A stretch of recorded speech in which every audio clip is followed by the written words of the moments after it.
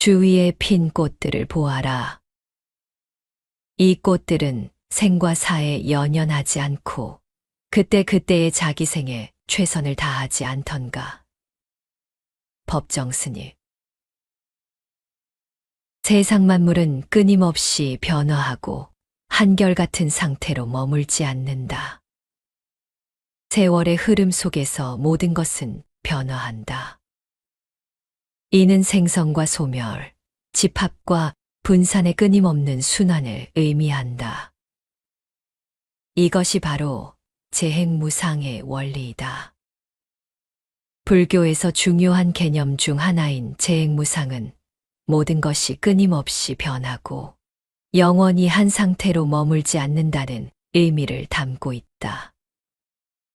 이는 세상에 존재하는 모든 것은 변하게 마련이라는 진리를 가르친다. 계절은 봄, 여름, 가을, 겨울이 순서대로 변하며 날씨도 오늘은 맑았다가 내일은 비가 오는 등 끊임없이 변화한다. 이러한 자연의 순환은 재행무상의 원리를 보여준다. 우리의 삶을 들여다보자. 사람은 태어나고 어린 시절을 보내고 청소년기를 거쳐 어른이 되고 결국 노인이 된다. 우리의 감정 역시 마찬가지다. 기분이 좋았다가 나빠지기도 하고 슬펐다가 기뻐지기도 하며 우리의 감정도 한결같지 않다. 그러나 우리는 삶이 변하지 않고 모든 것이 그대로 있기를 희망한다. 이러한 집착이 곧 우리를 불행하게 만든다.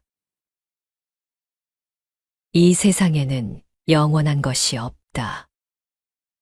밤하늘에 보이는 수많은 별들도 생성, 유지, 소멸의 과정을 거친다.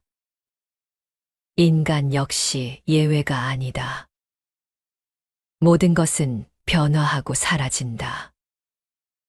이 변화의 연속이 바로 우리의 삶이고 이로 인해 삶에는 즐거움과 행복도 있고 고뇌와 고통도 따른다. 우리의 지나온 삶은 우리가 예상치 못했던 결과들로 가득 차 있다. 지나온 과거뿐만이 아니라 앞으로의 미래도 그러할 것이다. 예측할 수 없다. 그것이 인생이다. 나이가 들수록 지혜로운 사람은 삶의 무상함을 이해하게 된다. 세상 만물이 모두 변화하고 움직이니 항상 언제나 그 모습, 그 상태인 것은 없다는 것이다.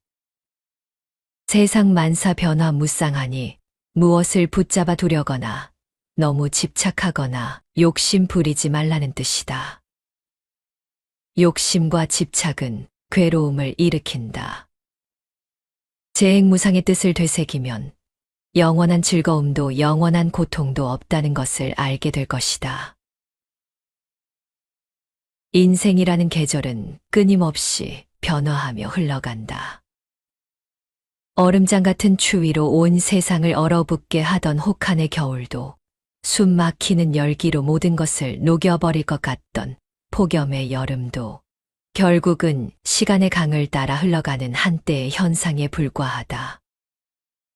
이러한 자연의 섭리를 관찰하면 우리가 인생의 고난을 견뎌낼 수 있는 지혜를 찾을 수 있게 된다. 시간이 약이라는 격언처럼 가슴을 찢는 듯한 칼날 같은 극심한 고통도 시간을 거치면 무뎌지고 약해진다. 따라서 순간의 감정이나 일시적 현상에 휘둘리지 말고 항상 안정된 마음가짐을 유지하는 것이 중요하다. 이러한 원리를 깊이 이해한다면 상실이나 고난에 직면해도 과도한 충격이나 낙담을 피할 수 있다. 삶의 중요한 부분이 무너지더라도 극도의 슬픔에 빠지거나 무력감에 사로잡히지 않을 수 있다. 모든 것이 변한다는 이 엄연한 사실은 영원한 안락과 불멸의 생명, 절대적인 평온과 같은 것들이 실상은 존재하지 않음을 의미한다.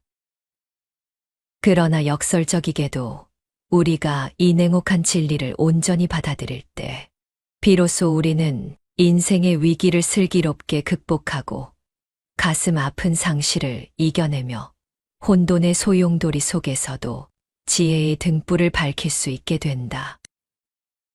이것이 바로 재행무상의 가르침이 우리에게 선사하는 깊고 오묘한 깨달음인 것이다. 결국 이 세상에 영원히 변치 않는 것은 없다.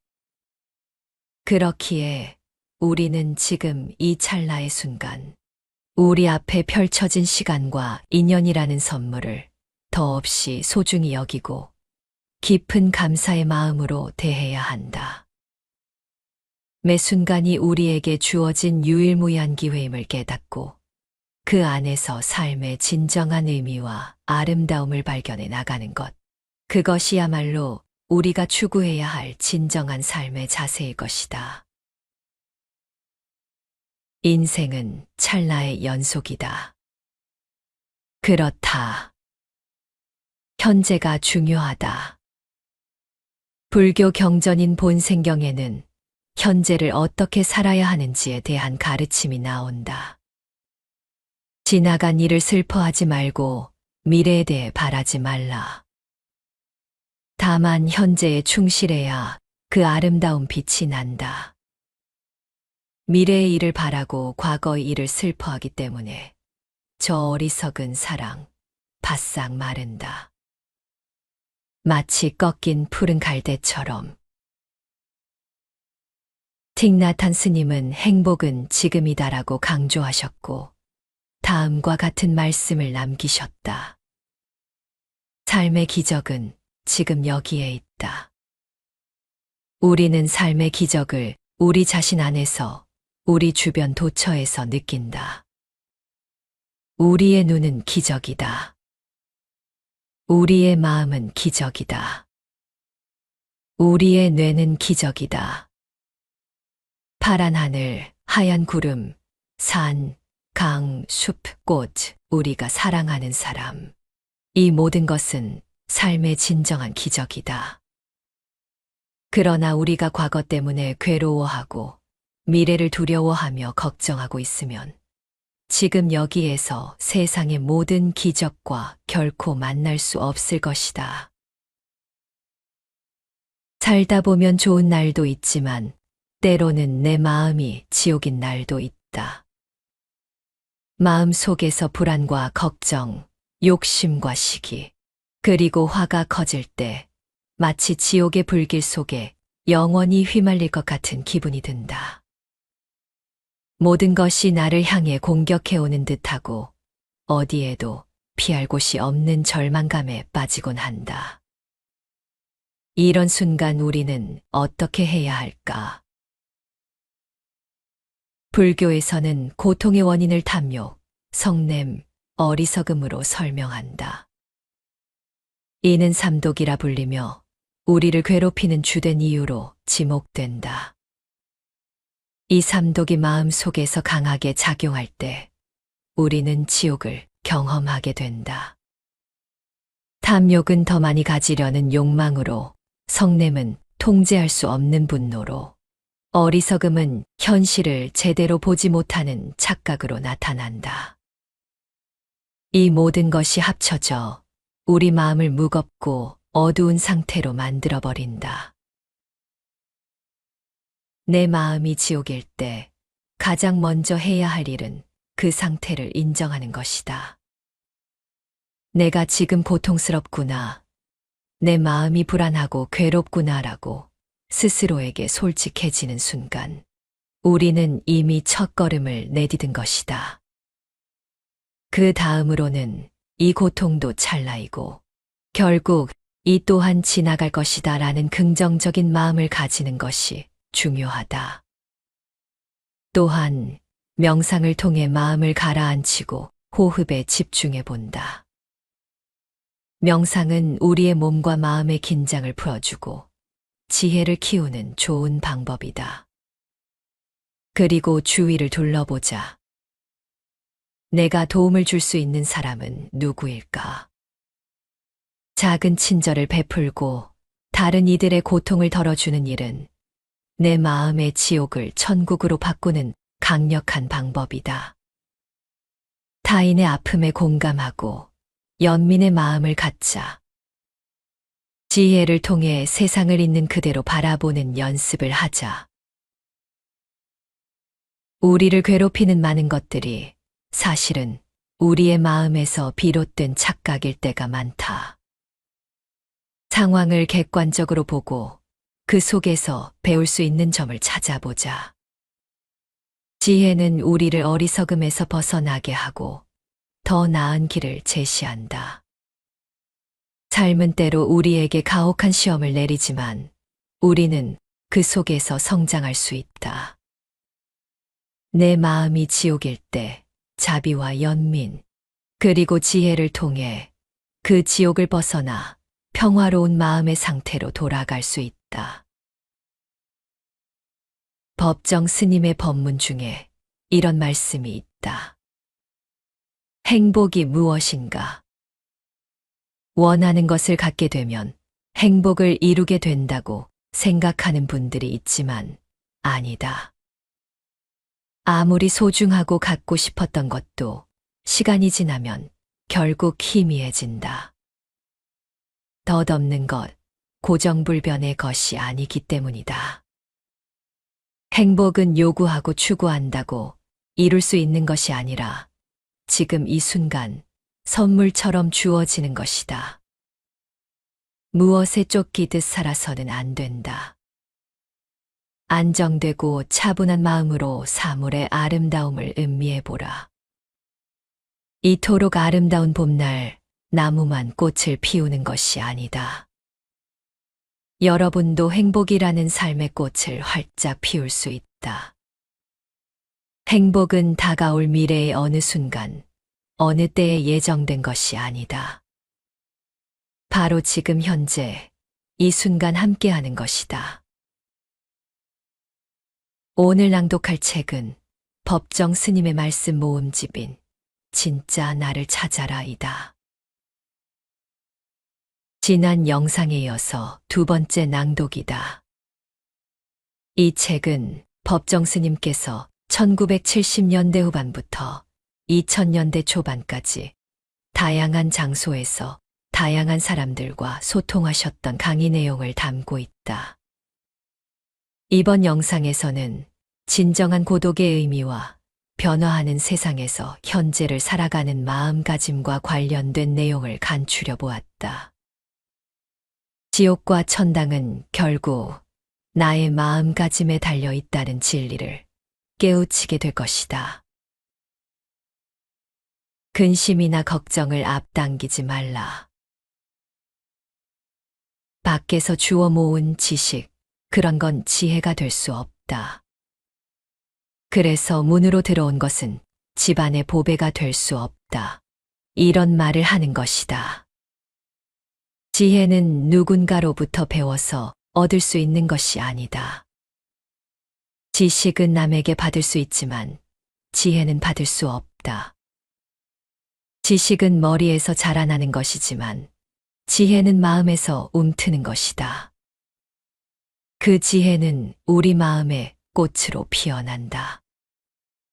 그렇기 때문에 마음 밖에서 찾지 말라. 이렇게 말을 하는 것이다. 밖에서 주워 모은 것으로는 지혜의 답을 쌓을 수 없다. 마음 밖에서 찾지 마라.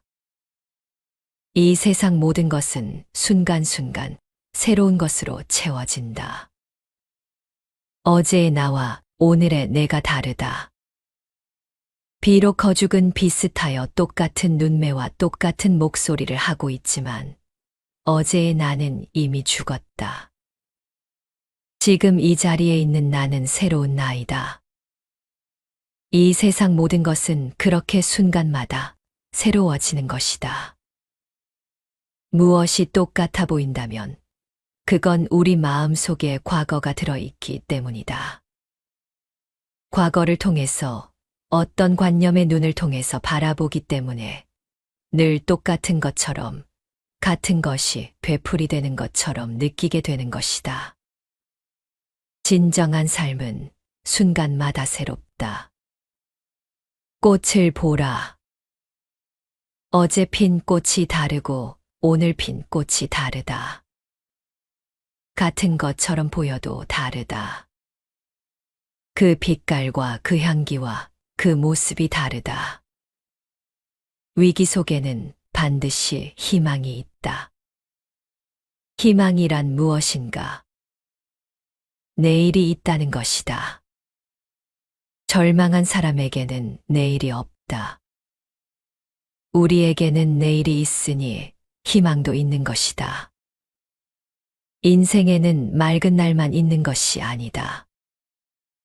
흐린 날도 있고 바람 부는 날도 있다. 흐리고 바람 부는 날이 지나가면 반드시 맑은 날이 온다. 이것이 우주의 순환이다. 늘 이렇게 순환한다. 인류 역사 자체가 그렇다. 개인도 사회도 나라도 그렇게 순환한다. 그러므로 희망을 잃지 말아야 한다. 우리의 현재가 늪에 갇혀 있는 것이 아니다. 뭔가 새로운 흐름이 있다. 스콘니어링이라는 성실한 자연주의자가 있다. 100년이라는 시간을 살면서 깊고 심오한 관조의 세계를 펼친 사람이다. 또한 그 사람 책을 읽은 분들은 아시겠지만 조화로운 삶을 살다가 간 사람이다. 그가 남긴 말을 음미해 본다. 어떤 일이 일어나도 당신이 할 수 있는 한 최선을 다하라. 결코 마음의 평정을 잃지 말라.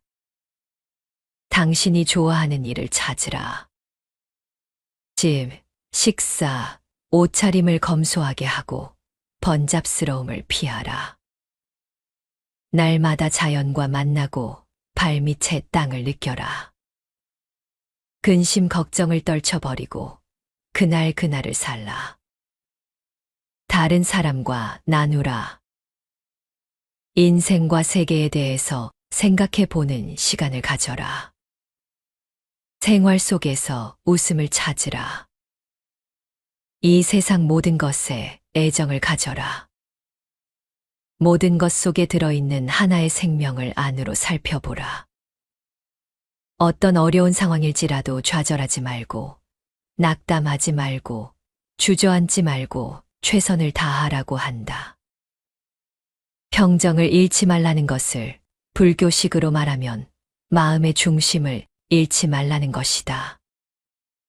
번잡스러움을 피하라는 것은 욕심을 부리지 말라는 의미이다. 그리고 자연 속에 살라고 충언한다. 그렇다고 나는 이 말을 단지 자연을 즐기라는 뜻으로 생각하지 않는다. 일을 하면서 몸을 움직여라. 땀을 흘리면서 살아라. 이렇게 말하는 것이라고 생각한다. 그날을 충실히 살라는 것은 근심이나 걱정을 앞당기지 말라는 것이다. 근심과 걱정을 떨쳐버리고 하루하루를 최선을 다해서 살라는 것이다. 그리고 어떤 식으로든 다른 사람과 나누라고 한다. 내 이웃을 보살피라는 뜻이다. 또한 인생의 근원적인 비밀은 무엇인지, 이 세계의 본질은 무엇인지 생각해 보라고도 한다. 또 소문만복내라고 하지 않는가. 웃음은 단지 즐겁고 기쁜 것을 표현하는 것이 아니다. 복을 표현하는 말이다. 인간이 추구하는 본질 중 하나는 복이다. 행운이나 재물 같은 것을 의미하는 것이 아니다. 말 그대로 복이다. 복은 상서로운 것이며 나누는 것이다. 나를 이루는 근원이면서 남을 이롭게 하는 수단이다. 웃으면 복이 온다. 얼굴 찌푸리지 마라. 복이 누군가 집에 찾아갔다가도 주인이 찌푸리는 걸 보고 어이쿠, 다른 곳에 가야겠네. 돌아 나왔다는 이야기가 있다. 들어오는 복을 자기 스스로 내치지 마라. 이 복으로 나와 이웃을 이롭게 할 수 있다. 그것도 너무 간단하다. 웃으면 된다.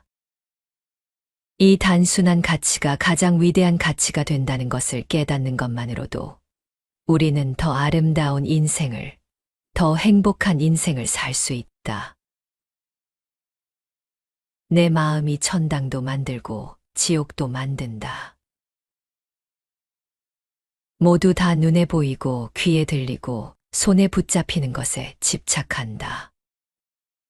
그것이 전부라고 생각한다. 하지만 그것만이 전부가 아니라는 것을, 그 이면에는 더 깊고 오묘한 세계가 있다는 것을 알아야 한다. 눈에 보이고 귀에 들리고 손에 잡히는 것, 그것은 한 부분이다. 그것은 일시적인 것이다. 그것은 모두 순간적인 것이고 잠시 있다가 사라지는 것이다. 눈에 보이지도 않고 들리지도 않고 손에 잡히지도 않지만 그 밑바탕을 이루는 곳에 정신의 세계가 있다. 이것이 영원한 것이다. 이것이 본질적인 것이다. 이것은 달변이 아니라 침묵으로 이루어진 세계라고 할 수 있다. 영성으로 충만한 세계이기도 하다. 혹은 불교에서 말하는 공의 세계라고도 할 수 있다. 인간관계를 생각해 보자. 좋은 친구 사이는 서로 끌어당기는 힘이 있다. 같이 있는 시간이 즐겁고 빠르게 흘러간다. 하지만 서로 사이가 좋지 않으면 한자리에 같이 있는 것이 거북스럽다. 마주한 시간이 지겹고 더디 흐른다. 이 우주에 가득 찬 에너지는 자력과 같아서 같은 극끼리는 서로 밀쳐내고 다른 극끼리는 서로 끌어당긴다. 하지만 이때의 같은 것 다른 것은 정오가 아니다. 그저 다른 존재, 다른 실체일 뿐이다. 친구 사이를 예로 들어 시간 흐름을 말했지만 시간은 관념적인 것일 뿐이다. 이 시간의 흐름을 선하게 대하면 우주에 있는 선한 기운이 딸려온다. 악하게 대하면 우주에 있는 파괴적인 요소가 몰려온다. 우리의 일상을 이렇게 곰곰이 살펴보자. 내가 착한 마음, 편안한 마음을 지니게 되면 모든 편안한 요소들이 같이 어울린다. 그런데 심사가 뒤틀려서 생각이 불안해지면 사사건건 매사가 흔들리게 된다. 이처럼 모든 것은 마음에 달려 있다. 마음으로 느끼는 세계, 어떤 의미에서는 이것이 본질적인 세계이다. 눈에 보이고 귀에 들리고 손에 잡히는 세계는 하나의 부분이다. 빙산의 일각과 같은 것이다. 우리가 늘 생활하고 경험하는 일상을 통해서도 그 깊은 배후의 세계에 관심을 두어야 한다. 우리 삶이 어떤 삶이 되느냐 하는 것은 우리가 마음을 어떻게 먹느냐, 이 마음을 어떻게 움직이느냐에 달려 있다. 내 마음이 천당도 만들고 지옥도 만든다. 한 생각 불쑥 일어나서 성자가 될 수도 있고 한 생각 잘못 흘러 도둑이 될 수도 있다. 본래부터 성자가 어디에 있는가? 본래부터 도둑이 어디에 있는가? 한 생각을 내가 어떻게 먹느냐에 따라 성자가 되기도 하고 도둑이 되기도 하는 것이다. 남을 미워하는 생각 그리고 남을 해치고자 하는 생각이 쌓이고 쌓이다 보면 그게 나쁜 업력이 되어 자기도 모르게 남한테 해를 끼치는 것이다. 마음에서 모든 것이 시작된다. 동물은 자연의 목소리인 본능의 지배를 받는다. 사람은 마음의 목소리인 생각의 지배를 받는다. 한 생각이 일으킨다는 것, 그게 중요한 것이다. 하지만 주의해야 한다. 우리가 몸으로 하는 동작, 입으로 하는 말, 마음속에서 하는 생각은 모두 업이 된다. 흔히 업은 훗날 선악의 결과를 가져오는 원인이 된다고 하지 않는가? 나의 동작과 말과 생각이 짓는 업이 자꾸 쌓이면 그게 업력이 된다. 좋은 업, 즉 선업을 쌓으면 좋은 업력이 되고 나쁜 업, 즉 악업을 쌓으면 나쁜 업력이 된다. 선업에는 낙과를 일으키는 힘이 있고 악업에는 고과를 일으키는 힘이 있다. 또 업장이라는 말도 있다. 동작과 말과 마음으로 지은 악업에 의한 장애를 이르는 말이다. 업력과 업장은 의지와 노력만으로는 극복하기 어렵다.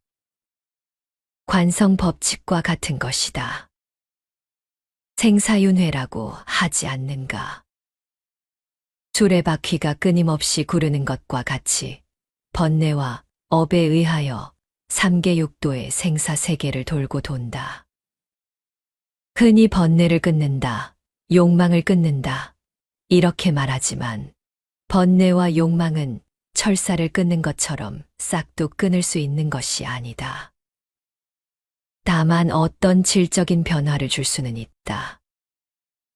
말하자면 에너지의 전환이다. 욕심으로 흐르는 에너지, 탐욕으로 흐르는 마음은 베푸는 일로 전환할 수 있다. 이웃을 돕고 나누는 마음으로 극복할 수 있다. 즉, 전환이 되는 것이다. 또 까닭 없이 화를 내고 남을 미워하는 기운은 연민의 정으로 또 자비심으로 전환할 수 있다. 어리석음으로 흐르는 에너지, 한 치 앞도 못 내다볼 정도로 꽉 막힌 깜깜한 어리석음은 지혜의 힘으로 전환할 수 있다. 즉, 한 생각을 어떻게 먹느냐에 따라 업이 달라진다. 마음을 어떻게 먹느냐에 따라 모든 것이 달라진다. 생각을 어떻게 하느냐에 따라 많은 것이 달라진다. 순간순간 하루하루 어떤 마음으로 어떤 생각으로 살아가야 하는가. 이것이 중요한 것이다. 업의 기준에서 보면 순간에 하는 선택이 평생을 좌우한다. 한 사람의 평생을 넘어 세세손손까지 이어진다. 내가 한 행위가, 내가 한 말이, 내가 먹은 마음이 나에게 돌아온다. 남의 것 훔치면 내 것이 되는가? 안 된다. 업 때문에 그렇다. 도둑은 도둑의 업을 면하지 못한다. 비록 얼굴은 사람의 탈을 쓰고 있지만 속은 야만의 그것이다. 그건 자기가 만든 것이다. 순간순간 마음먹은 것이 그렇게 쌓이고 쌓여서 돌이킬 수 없는 지경에 이르는 것이다. 자기가 그렇게 자기를 만들어가는 것이다. 내 마음이 밝고 평온해서 중심이 잡힐 때 세상과의 관계도 밝고 원만해진다. 내 마음이 평온해서 어떤 갈등도 없이 중심이 잡힐 때 진짜 맑고 향기로워진다. 그런데 마음이 뒤틀리게 되면 그 뒤틀림이 세상을 어지럽힌다. 피해를 입힌다. 이게 마음의 흐름이고 마음의 메아리이다. 모두 다 내가 씨를 뿌리는 것이다. 좋은 일을 하면 선한 열매를 거둘 것이고 나쁜 일을 하면 악한 열매를 거둘 것이다. 누가 그렇게 시키는 것이 아니라 어떤 절대적인 힘이 세상을 주관하는 것이 아니라 우리 스스로가 뿌려서 거두는 것이다. 자업자득이다. 이런 도리를 몸에 익히면 혼란도 어지러움도 없다. 큰 기업을 이끄는 사업가의 경영 철학을 읽은 적이 있다. 경영 철학이라고 하니 무슨 거창한 것 같지만 어렵게 생각할 필요는 없다. 들어보면 아주 간단한 이야기이다. 이 사람은 출근할 때 현관에서 구두를 신으면서 다짐과도 같은, 희망과도 같은 염원을 한다고 한다. 오늘 할 일은 단 한 사람이라도 좋으니 누구든 나에게 마음으로부터 고맙다고 인사하는 친구를 만드는 일이다. 그게 내가 이루고자 하는 원이다. 내가 간단한 이야기라고 했지만 또 그만큼 심오한 이야기이기도 하다. 단 한 사람이라도 자신에게 고맙다고 마음으로부터 인사를 하고 싶어 하는 그런 친구를 만드는 것은 결코 쉽지 않은 일이다. 상대의 그런 마음을 이끌어내기 위해서는 내 마음을 모두 바쳐야 한다. 그래야 상대의 마음을 움직일 수 있다. 어려운 일이다. 어려운 일이지만 마음만 먹으면 또 얼마든지 할 수 있는 일이기도 하다. 어렵다고 생각하면 끝이 없다. 내가 그런 원을 세워서 하루 일을 시작하면 내 행동 양식이 달라진다. 생각이 달라지고 말이 달라진다. 사업에만 경영 철학이 있는 것이 아니다. 인생에도 경영 철학이 있다. 거창한 것이 아니라 아주 사소한 인간관계에서 시작이 된다. 이 세상을 이루고 있는 것은 결국 관계와 관계의 결합이다. 잘 산다는 것은 이웃과 좋은 관계를 맺고 있다는 것이고, 잘 살지 못한다는 것은 이웃과 좋은 관계를 맺지 못하고 있다는 말과 같다. 어려울 게 없다. 그런데 좋은 관계, 나쁜 관계는 어디서 오는 것인가? 바깥이 아니라 안에서 오는 것이다. 내 마음을 어떻게 먹느냐에 따라 좋은 친구를 얻을 수 있다. 이 말은 곧 내가 그의 좋은 친구가 되었다는 뜻이기도 하다. 이웃을 기쁘게 하면 내 자신도 기쁘다. 이웃을 슬프게 하면 내 자신도 고통스러워진다. 마음은 메아리이기 때문이다. 이웃의 따뜻한 마음을 기울이면 그 이웃을 행복하게 할 뿐 아니라 내 자신의 내적인 평안도 함께 누릴 수 있다. 이것은 관념적인 종교의 세계가 아닌 인간의 본성에 관한 것이다. 한 스님한테 들은 이야기이다. 그 스님이 교리를 공부하다가 처음 선방에 갔다. 책도 안 보고 그냥 들어 앉아서 참선만 하는데 영 참선이 안 되고 화두도 잡아보려 했지만 잘 안 잡혔다. 그래서 나처럼 나약한 사람은 참선할 기질이 아닌가 보다. 괜히 선방에 온 것인가. 이런 생각까지 했다고 한다. 그러다가 한 보름쯤 지나니 생각이 달라지더란다. 좋다. 나는 참선을 제대로 하지 못하더라도 나랑 함께 공부하고 있는 스님들이 아무 방해받지 않고 공부 잘할 수 있기를 기도해야 되겠다. 이런 마음이 생겼다고 한다. 그래서 입선 죽비 딱 하고 치는 소리 들리고 나면 그때부터 아무개 스님, 이번 철에 아무 장애 없이 공부 잘하셔서 중생의 사표가 되어주세요. 한 사람 한 사람 얼굴을 떠올리면서 염원을 했다고 한다. 한 사흘을 그렇게 하고 나니까 자기 마음이 그렇게 편안해지고 기쁨이 솟고 화두를 잡을 수 있게 되고 그때부터 자기 공부가 제대로 되었다고 한다. 이것은 수도하는 세계에서만 가능한 일이 아니다. 일상적인 생활에서도 충분히 가능한 일이다. 어떤 사람이 좀 얄밉다, 밉상이다, 그런 마음이 들면 오히려 그 사람을 위해서 기도를 하라. 그 사람은 내 마음을, 내 한 생각을 돌이키게 하는 선지식이니까. 선지식이라고 하면 무슨 머리로 쌓는 지식이라 생각하는 분들도 있던데, 여기서 말하는 선지식은 바른 도리를 가르치는 사람이라는 뜻이다. 즉, 스승이다. 선지식이라는 존재가 무슨 야단스러운 것이 아니다.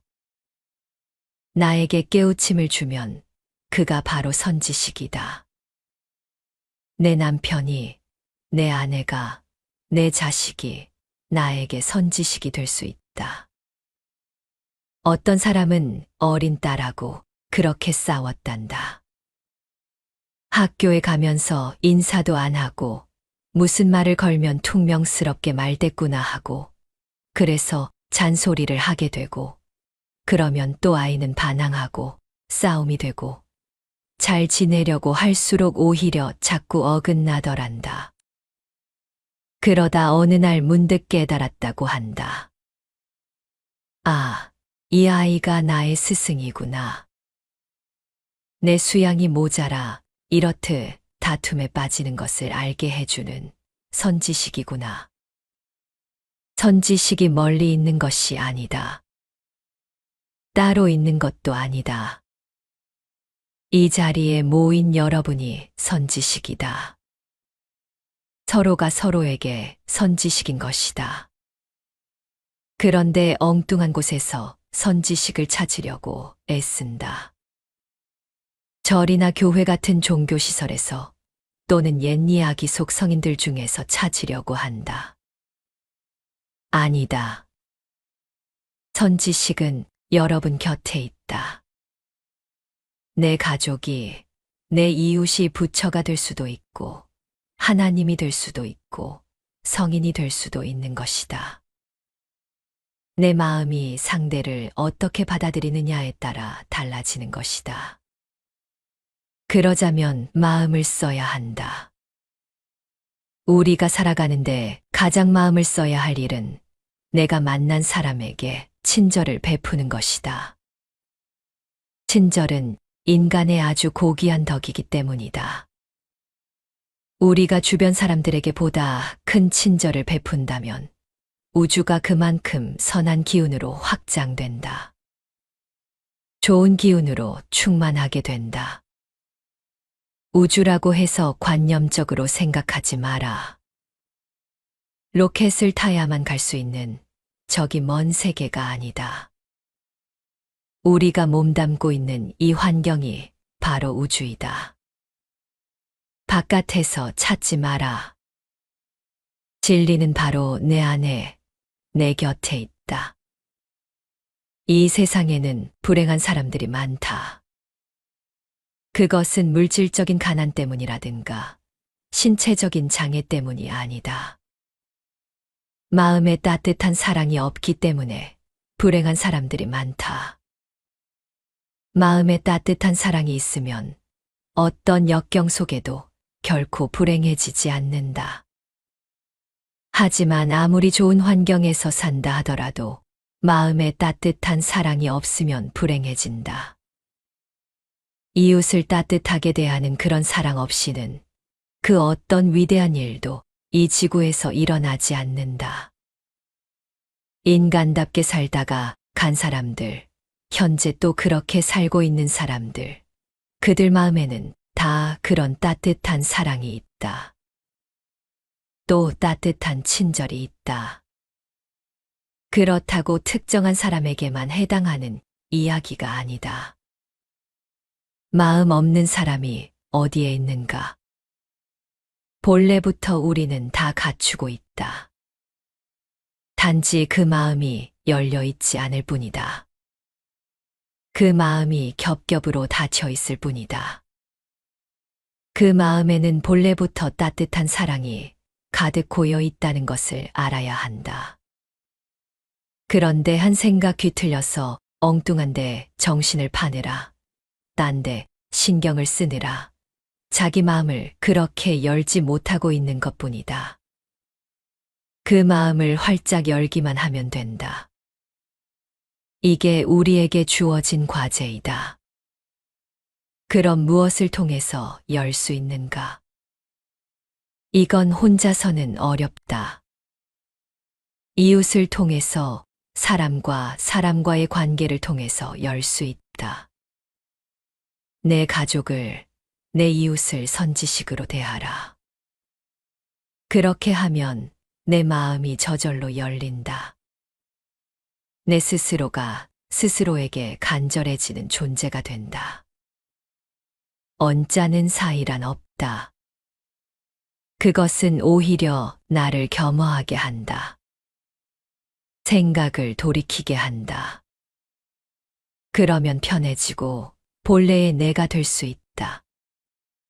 사랑과 친절이 우리 마음 속에서 싹 트는 순간 우리는 다시 태어난다. 이것이 진정한 탄생이고 부활이다. 오늘 이 자리에서 만난 우리는 인연이 깊다. 내 가족이, 내 이웃이 나의 선지식이다. 우리는 서로에게 선지식이다. 서로 마음을 활짝 열기를 바란다.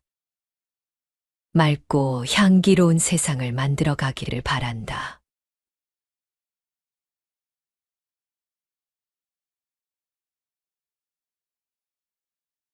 주위에 핀 꽃들을 보아라. 이 꽃들은 생과 사에 연연하지 않고 그때그때의 자기 생에 최선을 다하지 않던가. 법정스님. 세상 만물은 끊임없이 변화하고 한결같은 상태로 머물지 않는다. 세월의 흐름 속에서 모든 것은 변화한다. 이는 생성과 소멸, 집합과 분산의 끊임없는 순환을 의미한다. 이것이 바로 재행무상의 원리이다. 불교에서 중요한 개념 중 하나인 재행무상은 모든 것이 끊임없이 변하고 영원히 한 상태로 머물지 않는다는 의미를 담고 있다. 이는 세상에 존재하는 모든 것은 변하게 마련이라는 진리를 가르친다. 계절은 봄, 여름, 가을, 겨울이 순서대로 변하며 날씨도 오늘은 맑았다가 내일은 비가 오는 등 끊임없이 변화한다. 이러한 자연의 순환은 재행무상의 원리를 보여준다. 우리의 삶을 들여다보자. 사람은 태어나고 어린 시절을 보내고 청소년기를 거쳐 어른이 되고 결국 노인이 된다. 우리의 감정 역시 마찬가지다. 기분이 좋았다가 나빠지기도 하고 슬펐다가 기뻐지기도 하며 우리의 감정도 한결같지 않다. 그러나 우리는 삶이 변하지 않고 모든 것이 그대로 있기를 희망한다. 이러한 집착이 곧 우리를 불행하게 만든다. 이 세상에는 영원한 것이 없다.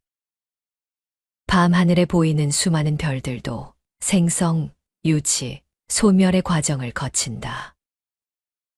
인간 역시 예외가 아니다. 모든 것은 변화하고 사라진다. 이 변화의 연속이 바로 우리의 삶이고 이로 인해 삶에는 즐거움과 행복도 있고 고뇌와 고통도 따른다.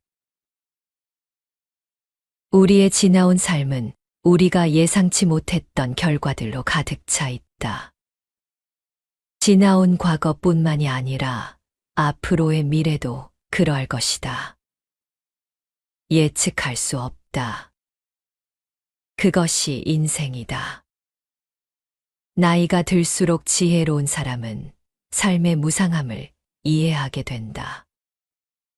세상 만물이 모두 변화하고 움직이니 항상 언제나 그 모습, 그 상태인 것은 없다는 것이다. 세상 만사 변화 무쌍하니 무엇을 붙잡아 두려거나 너무 집착하거나 욕심 부리지 말라는 뜻이다. 욕심과 집착은 괴로움을 일으킨다. 재행무상의 뜻을 되새기면 영원한 즐거움도 영원한 고통도 없다는 것을 알게 될 것이다. 인생이라는 계절은 끊임없이 변화하며 흘러간다. 얼음장 같은 추위로 온 세상을 얼어붙게 하던 혹한의 겨울도 숨 막히는 열기로 모든 것을 녹여버릴 것 같던 폭염의 여름도 결국은 시간의 강을 따라 흘러가는 한때의 현상에 불과하다. 이러한 자연의 섭리를 관찰하면 우리가 인생의 고난을 견뎌낼 수 있는 지혜를 찾을 수 있게 된다. 시간이 약이라는 격언처럼 가슴을 찢는 듯한 칼날 같은 극심한 고통도 시간을 거치면 무뎌지고 약해진다. 따라서 순간의 감정이나 일시적 현상에 휘둘리지 말고 항상 안정된 마음가짐을 유지하는 것이 중요하다. 이러한 원리를 깊이 이해한다면 상실이나 고난에 직면해도 과도한 충격이나 낙담을 피할 수 있다.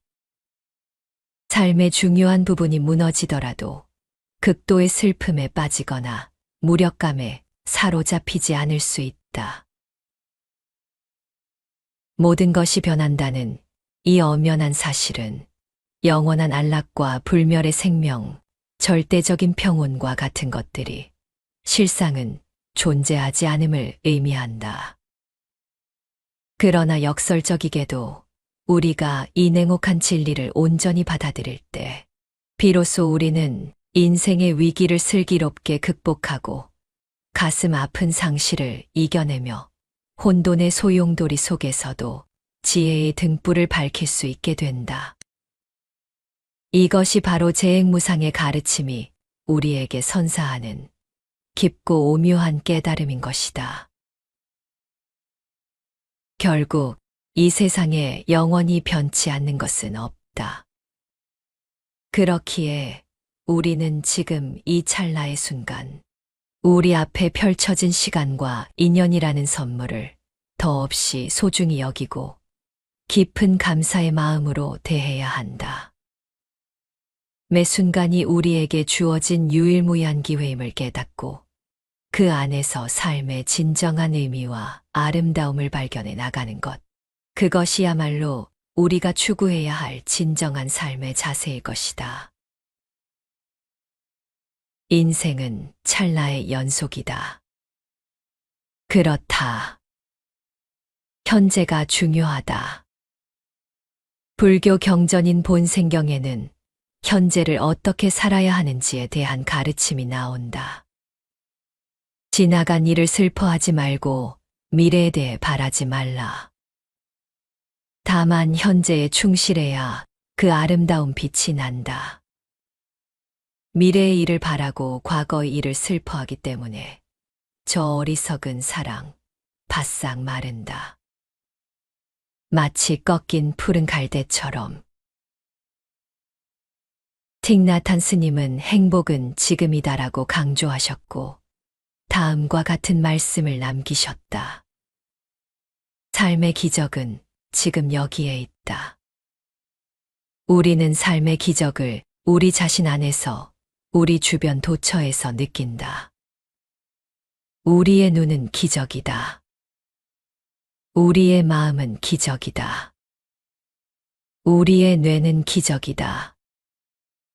파란 하늘, 하얀 구름, 산, 강, 숲, 꽃, 우리가 사랑하는 사람. 이 모든 것은 삶의 진정한 기적이다. 그러나 우리가 과거 때문에 괴로워하고 미래를 두려워하며 걱정하고 있으면 지금 여기에서 세상의 모든 기적과 결코 만날 수 없을 것이다. 살다 보면 좋은 날도 있지만 때로는 내 마음이 지옥인 날도 있다. 마음 속에서 불안과 걱정, 욕심과 시기, 그리고 화가 커질 때 마치 지옥의 불길 속에 영원히 휘말릴 것 같은 기분이 든다. 모든 것이 나를 향해 공격해오는 듯하고 어디에도 피할 곳이 없는 절망감에 빠지곤 한다. 이런 순간 우리는 어떻게 해야 할까? 불교에서는 고통의 원인을 탐욕, 성냄, 어리석음으로 설명한다. 이는 삼독이라 불리며 우리를 괴롭히는 주된 이유로 지목된다. 이 삼독이 마음 속에서 강하게 작용할 때 우리는 지옥을 경험하게 된다. 탐욕은 더 많이 가지려는 욕망으로, 성냄은 통제할 수 없는 분노로, 어리석음은 현실을 제대로 보지 못하는 착각으로 나타난다.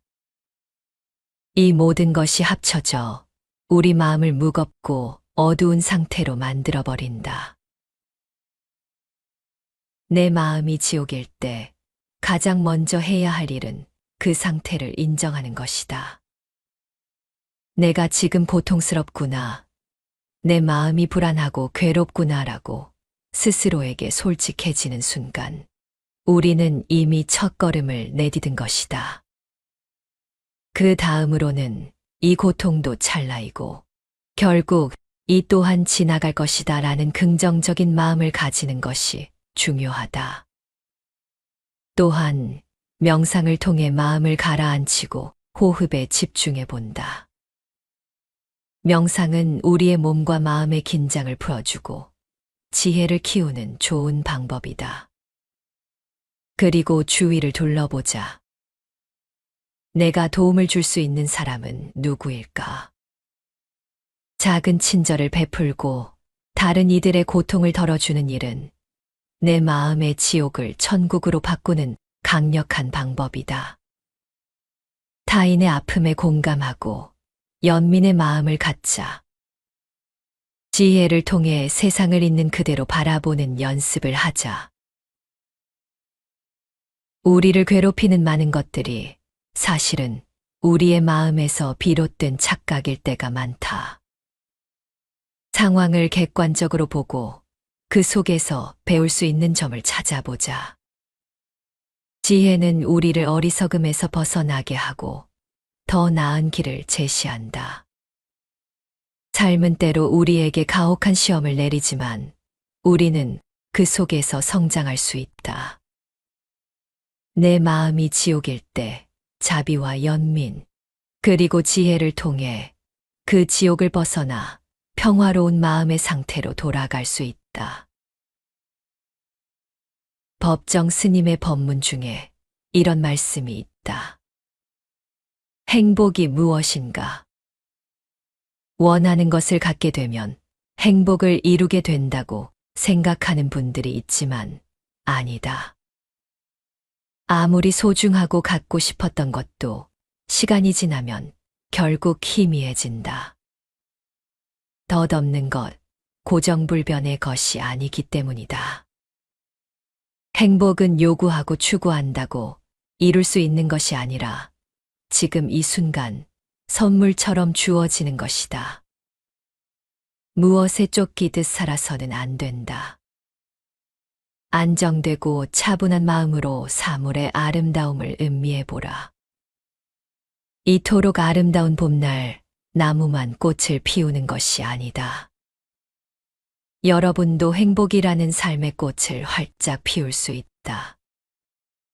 행복은 다가올 미래의 어느 순간, 어느 때에 예정된 것이 아니다. 바로 지금 현재, 이 순간 함께하는 것이다. 오늘 낭독할 책은 법정 스님의 말씀 모음집인 진짜 나를 찾아라이다. 지난 영상에 이어서 두 번째 낭독이다. 이 책은 법정 스님께서 1970년대 후반부터 2000년대 초반까지 다양한 장소에서 다양한 사람들과 소통하셨던 강의 내용을 담고 있다. 이번 영상에서는 진정한 고독의 의미와 변화하는 세상에서 현재를 살아가는 마음가짐과 관련된 내용을 간추려 보았다.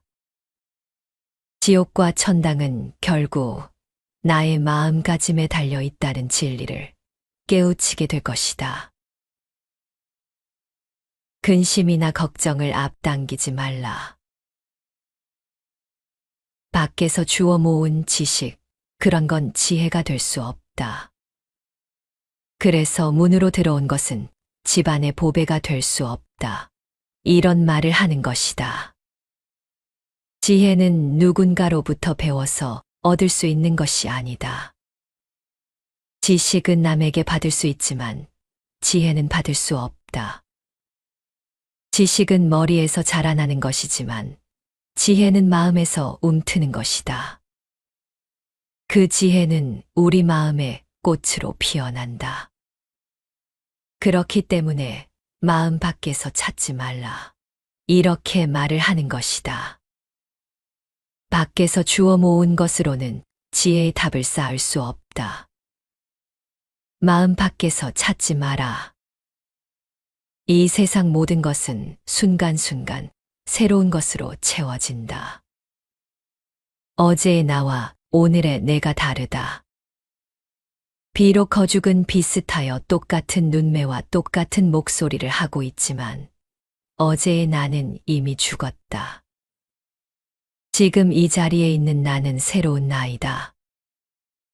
이 세상 모든 것은 그렇게 순간마다 새로워지는 것이다. 무엇이 똑같아 보인다면 그건 우리 마음 속에 과거가 들어있기 때문이다. 과거를 통해서 어떤 관념의 눈을 통해서 바라보기 때문에 늘 똑같은 것처럼 같은 것이 되풀이되는 것처럼 느끼게 되는 것이다. 진정한 삶은 순간마다 새롭다. 꽃을 보라. 어제 핀 꽃이 다르고 오늘 핀 꽃이 다르다. 같은 것처럼 보여도 다르다. 그 빛깔과 그 향기와 그 모습이 다르다. 위기 속에는 반드시 희망이 있다. 희망이란 무엇인가?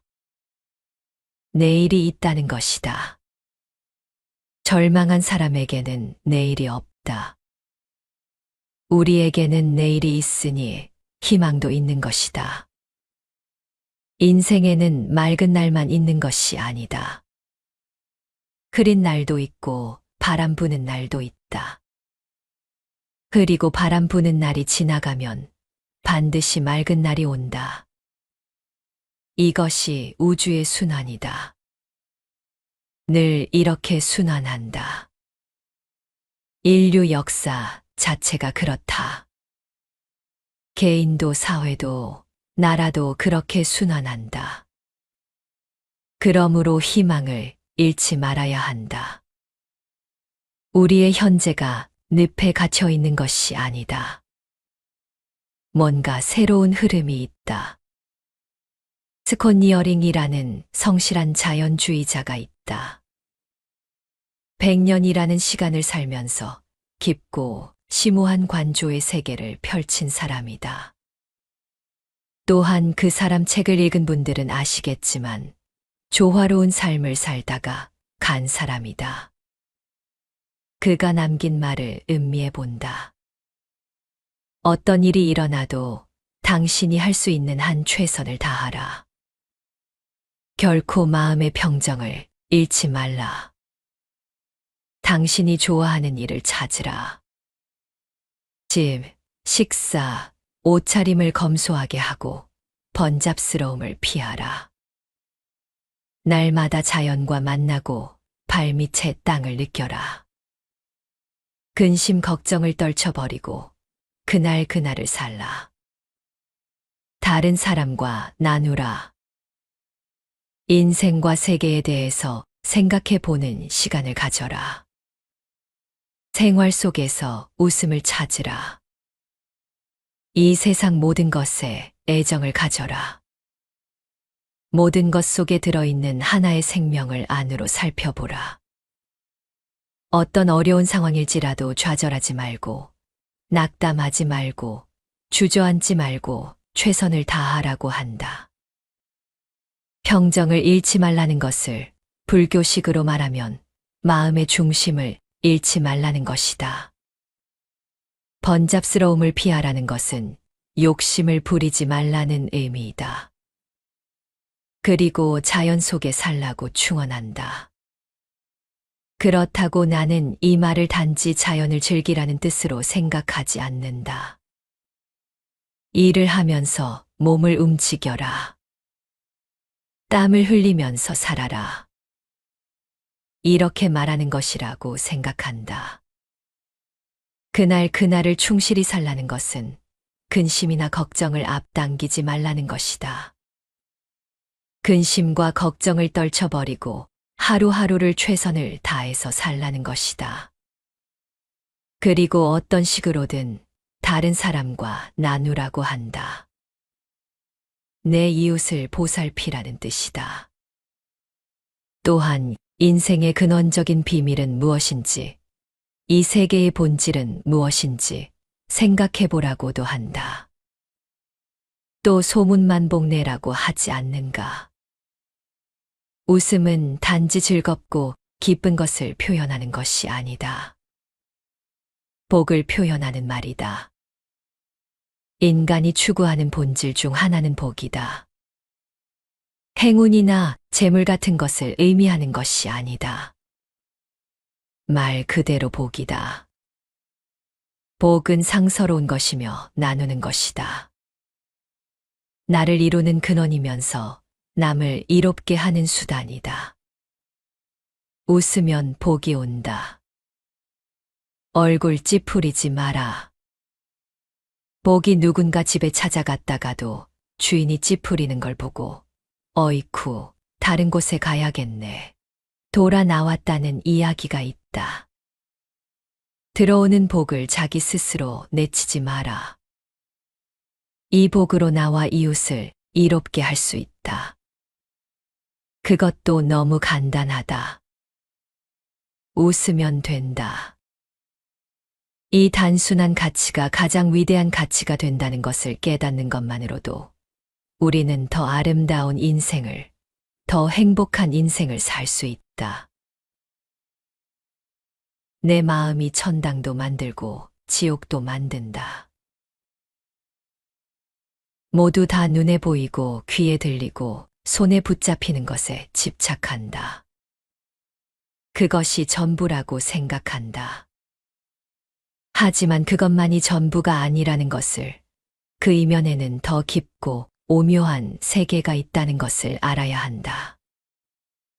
눈에 보이고 귀에 들리고 손에 잡히는 것, 그것은 한 부분이다. 그것은 일시적인 것이다. 그것은 모두 순간적인 것이고 잠시 있다가 사라지는 것이다. 눈에 보이지도 않고 들리지도 않고 손에 잡히지도 않지만 그 밑바탕을 이루는 곳에 정신의 세계가 있다. 이것이 영원한 것이다. 이것이 본질적인 것이다. 이것은 달변이 아니라 침묵으로 이루어진 세계라고 할 수 있다. 영성으로 충만한 세계이기도 하다. 혹은 불교에서 말하는 공의 세계라고도 할 수 있다. 인간관계를 생각해 보자. 좋은 친구 사이는 서로 끌어당기는 힘이 있다. 같이 있는 시간이 즐겁고 빠르게 흘러간다. 하지만 서로 사이가 좋지 않으면 한자리에 같이 있는 것이 거북스럽다. 마주한 시간이 지겹고 더디 흐른다. 이 우주에 가득 찬 에너지는 자력과 같아서 같은 극끼리는 서로 밀쳐내고 다른 극끼리는 서로 끌어당긴다. 하지만 이때의 같은 것 다른 것은 정오가 아니다. 그저 다른 존재, 다른 실체일 뿐이다. 친구 사이를 예로 들어 시간 흐름을 말했지만 시간은 관념적인 것일 뿐이다. 이 시간의 흐름을 선하게 대하면 우주에 있는 선한 기운이 딸려온다. 악하게 대하면 우주에 있는 파괴적인 요소가 몰려온다. 우리의 일상을 이렇게 곰곰이 살펴보자. 내가 착한 마음, 편안한 마음을 지니게 되면 모든 편안한 요소들이 같이 어울린다. 그런데 심사가 뒤틀려서 생각이 불안해지면 사사건건 매사가 흔들리게 된다. 이처럼 모든 것은 마음에 달려 있다. 마음으로 느끼는 세계, 어떤 의미에서는 이것이 본질적인 세계이다. 눈에 보이고 귀에 들리고 손에 잡히는 세계는 하나의 부분이다. 빙산의 일각과 같은 것이다. 우리가 늘 생활하고 경험하는 일상을 통해서도 그 깊은 배후의 세계에 관심을 두어야 한다. 우리 삶이 어떤 삶이 되느냐 하는 것은 우리가 마음을 어떻게 먹느냐, 이 마음을 어떻게 움직이느냐에 달려 있다. 내 마음이 천당도 만들고 지옥도 만든다. 한 생각 불쑥 일어나서 성자가 될 수도 있고, 한 생각 잘못 흘러 도둑이 될 수도 있다. 본래부터 성자가 어디에 있는가? 본래부터 도둑이 어디에 있는가? 한 생각을 내가 어떻게 먹느냐에 따라 성자가 되기도 하고 도둑이 되기도 하는 것이다. 남을 미워하는 생각 그리고 남을 해치고자 하는 생각이 쌓이고 쌓이다 보면 그게 나쁜 업력이 되어 자기도 모르게 남한테 해를 끼치는 것이다. 마음에서 모든 것이 시작된다. 동물은 자연의 목소리인 본능의 지배를 받는다. 사람은 마음의 목소리인 생각의 지배를 받는다. 한 생각 일으킨다는 것, 그게 중요한 것이다. 하지만 주의해야 한다. 우리가 몸으로 하는 동작, 입으로 하는 말, 마음속에서 하는 생각은 모두 업이 된다. 흔히 업은 훗날 선악의 결과를 가져오는 원인이 된다고 하지 않는가? 나의 동작과 말과 생각이 짓는 업이 자꾸 쌓이면 그게 업력이 된다. 좋은 업, 즉 선업을 쌓으면 좋은 업력이 되고 나쁜 업, 즉 악업을 쌓으면 나쁜 업력이 된다. 선업에는 낙과를 일으키는 힘이 있고 악업에는 고과를 일으키는 힘이 있다. 또 업장이라는 말도 있다. 동작과 말과 마음으로 지은 악업에 의한 장애를 이르는 말이다. 업력과 업장은 의지와 노력만으로는 극복하기 어렵다. 관성 법칙과 같은 것이다. 생사윤회라고 하지 않는가? 수레바퀴가 끊임없이 구르는 것과 같이 번뇌와 업에 의하여 삼계육도의 생사세계를 돌고 돈다. 흔히 번뇌를 끊는다, 욕망을 끊는다, 이렇게 말하지만 번뇌와 욕망은 철사를 끊는 것처럼 싹도 끊을 수 있는 것이 아니다. 다만 어떤 질적인 변화를 줄 수는 있다. 말하자면 에너지의 전환이다. 욕심으로 흐르는 에너지, 탐욕으로 흐르는 마음은 베푸는 일로 전환할 수 있다. 이웃을 돕고 나누는 마음으로 극복할 수 있다. 즉 전환이 되는 것이다. 또 까닭 없이 화를 내고 남을 미워하는 기운은 연민의 정으로 또 자비심으로 전환할 수 있다. 어리석음으로 흐르는 에너지, 한 치 앞도 못 내다볼 정도로 꽉 막힌 깜깜한 어리석음은 지혜의 힘으로 전환할 수 있다. 즉, 한 생각을 어떻게 먹느냐에 따라 업이 달라진다. 마음을 어떻게 먹느냐에 따라 모든 것이 달라진다. 생각을 어떻게 하느냐에 따라 많은 것이 달라진다. 순간순간 하루하루 어떤 마음으로 어떤 생각으로 살아가야 하는가. 이것이 중요한 것이다. 업의 기준에서 보면 순간에 하는 선택이 평생을 좌우한다. 한 사람의 평생을 넘어 세세손손까지 이어진다. 내가 한 행위가, 내가 한 말이, 내가 먹은 마음이 나에게 돌아온다. 남의 것 훔치면 내 것이 되는가? 안 된다. 업 때문에 그렇다.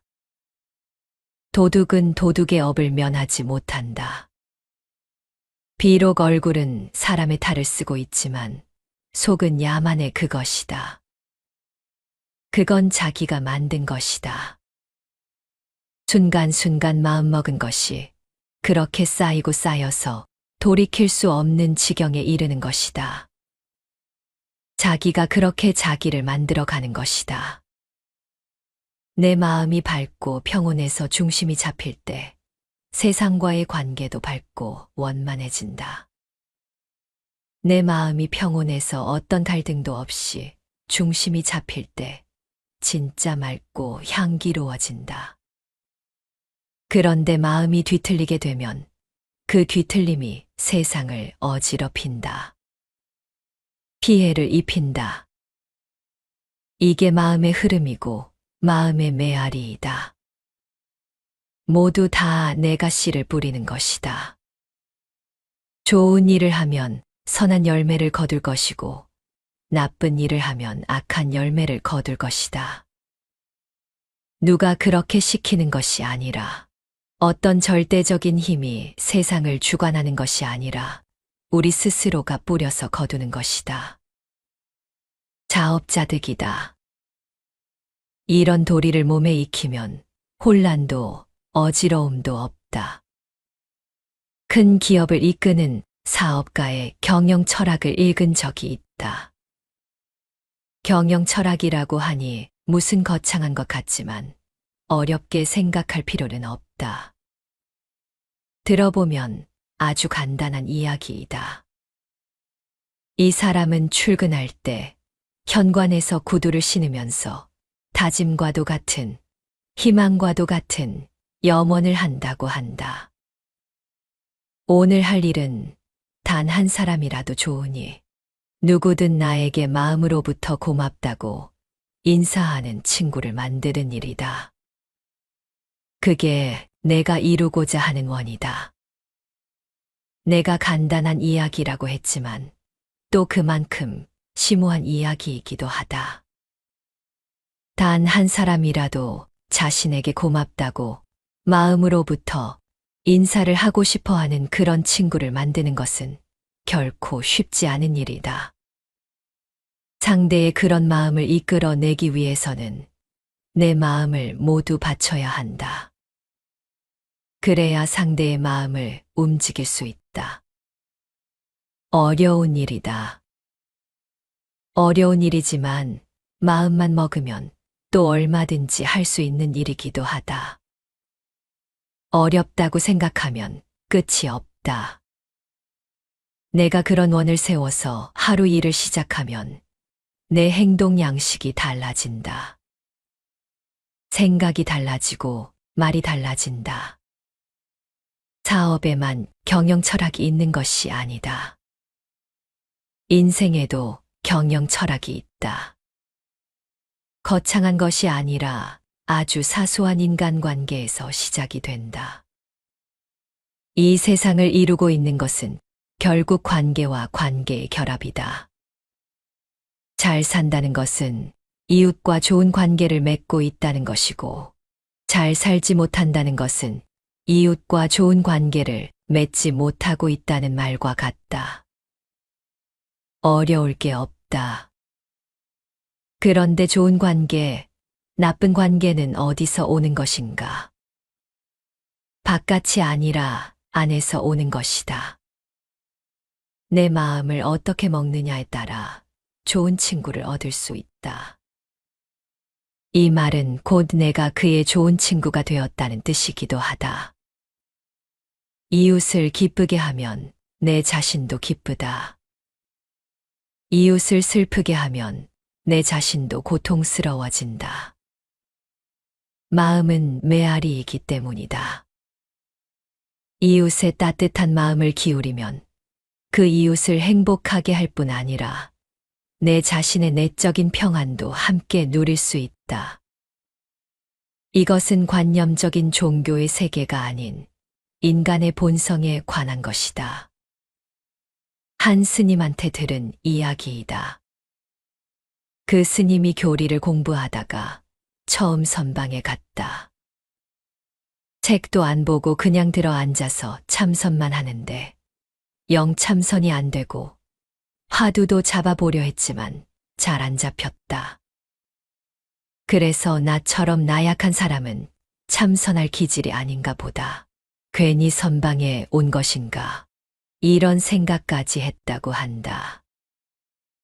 그러다가 한 보름쯤 지나니 생각이 달라지더란다. 좋다. 나는 참선을 제대로 하지 못하더라도 나랑 함께 공부하고 있는 스님들이 아무 방해받지 않고 공부 잘할 수 있기를 기도해야 되겠다. 이런 마음이 생겼다고 한다.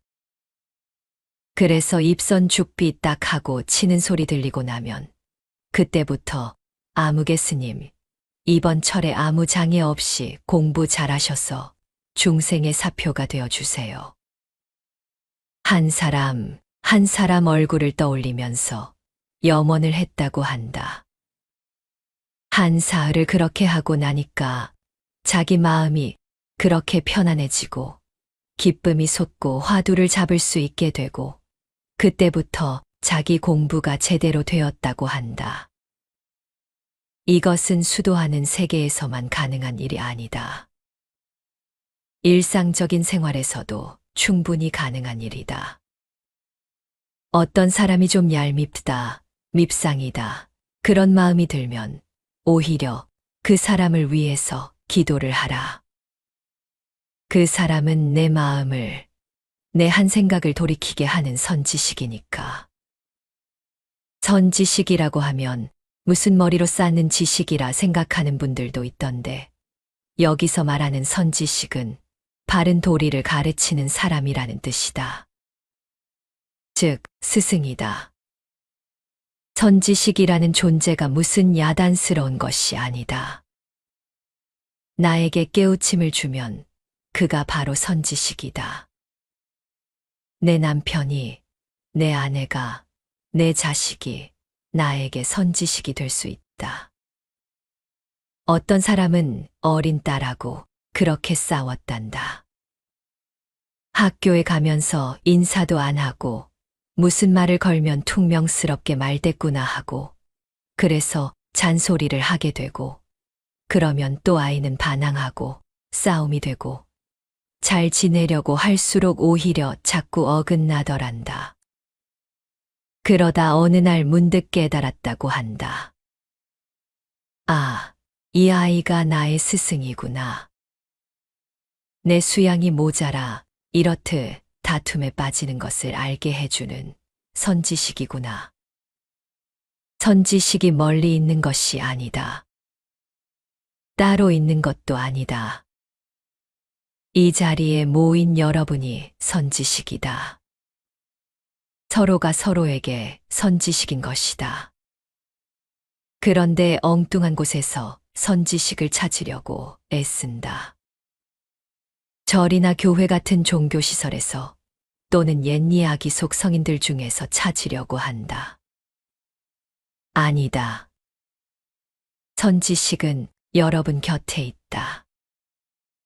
내 가족이, 내 이웃이 부처가 될 수도 있고 하나님이 될 수도 있고 성인이 될 수도 있는 것이다. 내 마음이 상대를 어떻게 받아들이느냐에 따라 달라지는 것이다. 그러자면 마음을 써야 한다. 우리가 살아가는데 가장 마음을 써야 할 일은 내가 만난 사람에게 친절을 베푸는 것이다. 친절은 인간의 아주 고귀한 덕이기 때문이다. 우리가 주변 사람들에게 보다 큰 친절을 베푼다면 우주가 그만큼 선한 기운으로 확장된다. 좋은 기운으로 충만하게 된다. 우주라고 해서 관념적으로 생각하지 마라. 로켓을 타야만 갈 수 있는 저기 먼 세계가 아니다. 우리가 몸담고 있는 이 환경이 바로 우주이다. 바깥에서 찾지 마라. 진리는 바로 내 안에, 내 곁에 있다. 이 세상에는 불행한 사람들이 많다. 그것은 물질적인 가난 때문이라든가 신체적인 장애 때문이 아니다. 마음에 따뜻한 사랑이 없기 때문에 불행한 사람들이 많다. 마음에 따뜻한 사랑이 있으면 어떤 역경 속에도 결코 불행해지지 않는다. 하지만 아무리 좋은 환경에서 산다 하더라도 마음에 따뜻한 사랑이 없으면 불행해진다. 이웃을 따뜻하게 대하는 그런 사랑 없이는 그 어떤 위대한 일도 이 지구에서 일어나지 않는다. 인간답게 살다가 간 사람들, 현재 또 그렇게 살고 있는 사람들, 그들 마음에는 다 그런 따뜻한 사랑이 있다. 또 따뜻한 친절이 있다. 그렇다고 특정한 사람에게만 해당하는 이야기가 아니다. 마음 없는 사람이 어디에 있는가? 본래부터 우리는 다 갖추고 있다. 단지 그 마음이 열려 있지 않을 뿐이다. 그 마음이 겹겹으로 닫혀 있을 뿐이다. 그 마음에는 본래부터 따뜻한 사랑이 가득 고여 있다는 것을 알아야 한다. 그런데 한 생각 뒤틀려서 엉뚱한데 정신을 파느라, 딴데 신경을 쓰느라 자기 마음을 그렇게 열지 못하고 있는 것뿐이다. 그 마음을 활짝 열기만 하면 된다. 이게 우리에게 주어진 과제이다.